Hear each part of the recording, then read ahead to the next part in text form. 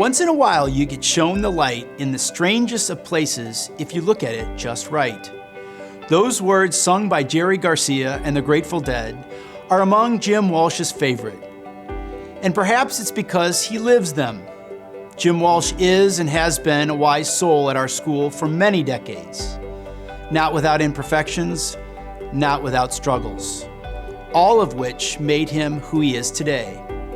It has been my great consolation to accompany Jim during his time here.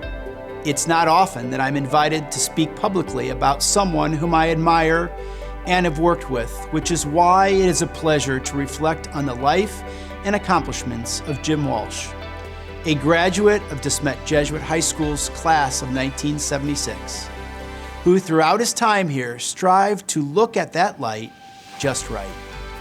As a student, Jim Walsh experienced life at Smet Jesuit through being formed by the likes of the greats: John Arnold, Tom McQueenie, Rich Grauer, Jerry Faust, Ken Lukey, Ron Bick, Frank Hawkey, Mike Durso, Carl Evola, Chris Mess, Greg DeBlasi, Denny Cernecca, Greg Vitello, Ed Burns, and yes, even Felicity.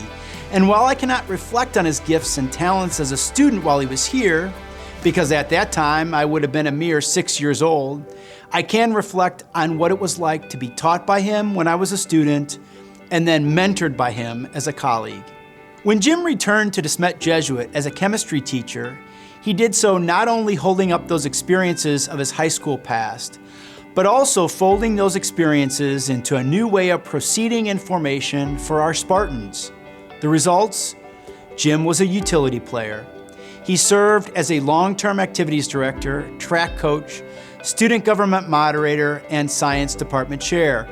In the later years of his time here, Jim was invited to attend an 8-day silent retreat where he experienced themes of the spiritual exercises. He returned to our school on fire. He led our faculty and staff as the Ignatian Charism Team co-chair, and from that experience, he continued to develop lifelong, authentic friendships. Most importantly, though, Jim was our chemistry teacher for 41 years.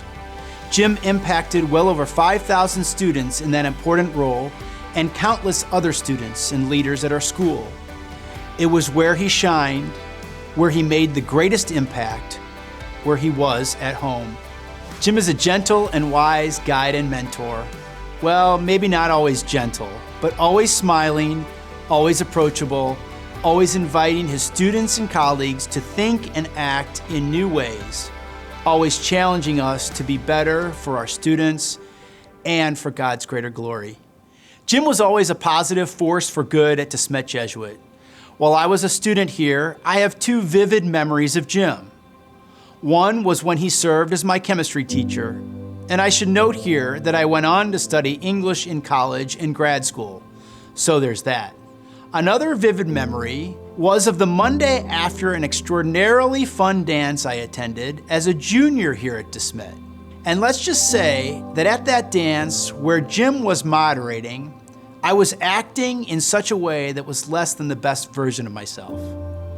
That Monday morning, after the Saturday night dance, Mr. Walsh stalked me as I walked down the second floor hall to my locker, putting both his hands on my chest, grabbing my shirt, and smashing me against the locker, yelling, "Don't you ever come to a dance and act that way again."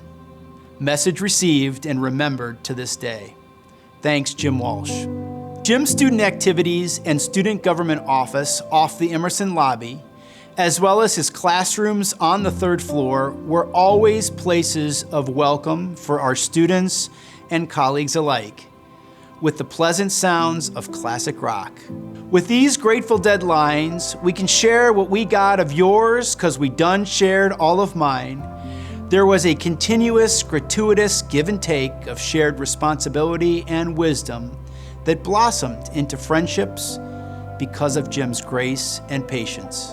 Toward the end of his long and dedicated career at Smet, I watched Jim for clues as to how to do it, how to bring a devoted vocation to a graceful end. What I witnessed was a pure gift.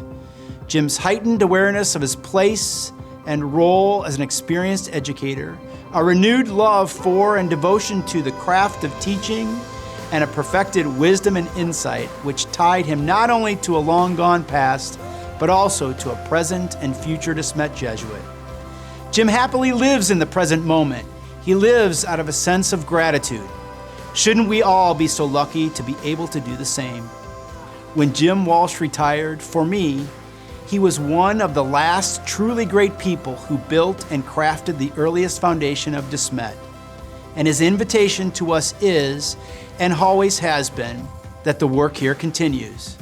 So as we continue our work, it is a great consolation to me to see Jim Walsh still around De Smet and still available to listen and help. On behalf of all of our current faculty and staff, I want to congratulate you, Jim, on this Hall of Fame honor. It is certainly not only a reflection of your dedication to our school, but it is finally the invitation to us all to continue to dedicate all of our thoughts, words, and actions to the greater glory of God. Once in a while, you get shown the light in the strangest of places if you look at it just right.